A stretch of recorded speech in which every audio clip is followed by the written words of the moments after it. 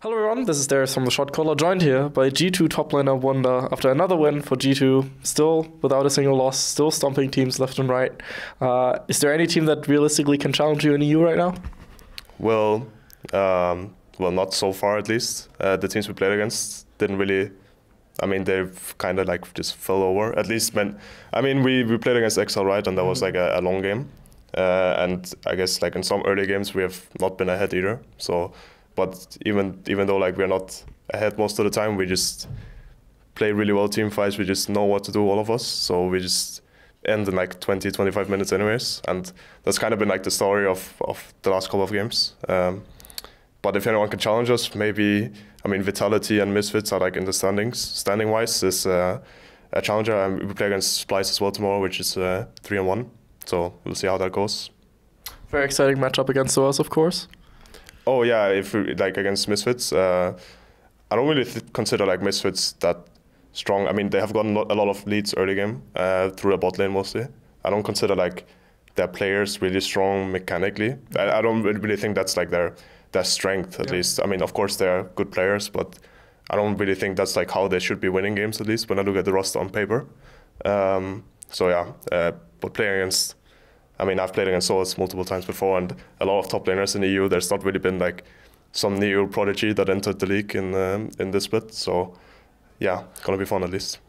Always is, I'm sure of that. Now, you had really a standout year last year, and you really manifested yourself as one of the, if not the top laner in EU.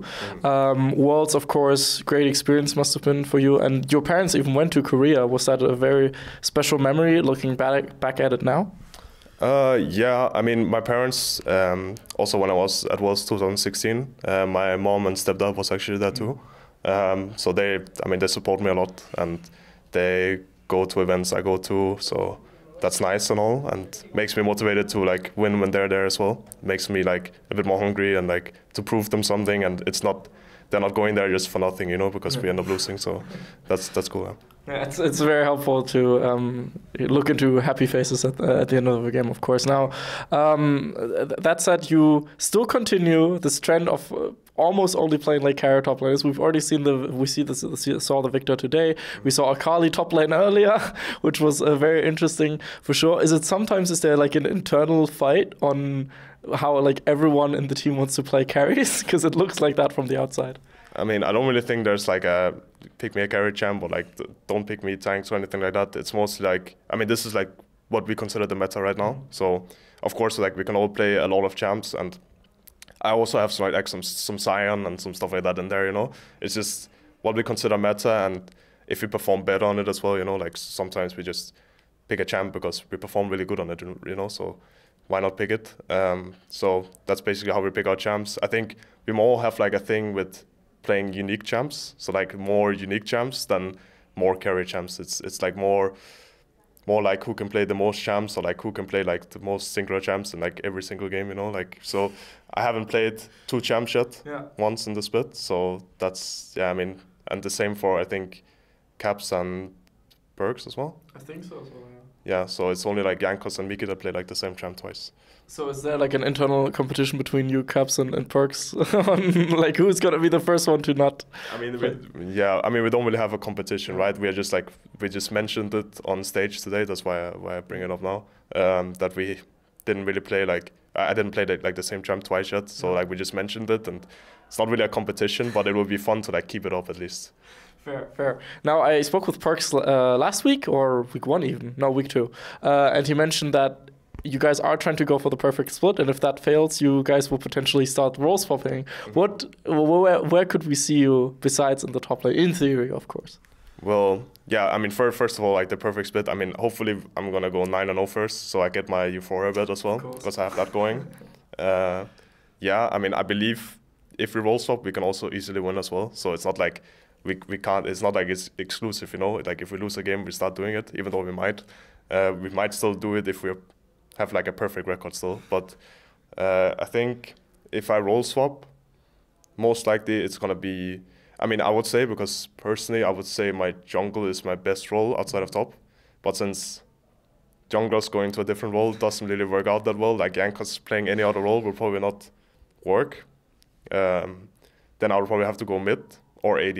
I would say that's like the two, because I mean, I can play some AD champs because I have played. I mean, you can play mages and you can play. I can even play some AD carries.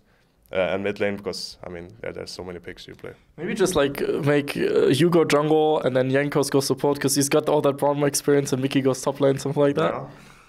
I mean, Mickey is pretty talented like on off role, so he could play some other role. I think for top lane might be a bit harder for him, because he's like, every time I watch him play top lane, he's like really far down in CS and just trying to go for the kill all the time. So he'll probably just get ganked, and if he doesn't get ganked, he will probably just be like double CS behind or something awful. So. But yeah, I mean, maybe Jankos could go mid, because he could play like Malzahar or Lissandra. That's like two farm champs he plays. It's like the two, whenever he's in solo queue, he plays like either Malzahar, like when it was more meta at least than now. And now he plays Lissandra with Aftershock, and I mean, he can at least survive, you know, so maybe that will work. Yeah, I mean, sometimes just surviving is the most important aspect now. Yeah, is there anything you want the G2 fans out there to know about the team and the morale and everything, and you, of course? Well, right now everything is perfect. I mean, of course not like 10 out of 10, because of course we can always work on something, but there's not been like any like major discussions or something that like negatively at least. So yeah, everything is going good. We will try not to get complacent. We will try to keep up our streak. We will try to go for the perfect split and get better, keep improving, even though when you're the first place team, it might be harder to stay at the top than if you're fighting for first place at least. But yeah, we will try our best. Finally, a team that you would, in case you guys go to MSI, a team that you would really like to face right now. Well, since when we were in Korea, we didn't scrim Griffin yet, and they are really good in Korea right now. And we also last year as well, they just about missed out on Worlds, which was, I mean, pretty sad for them.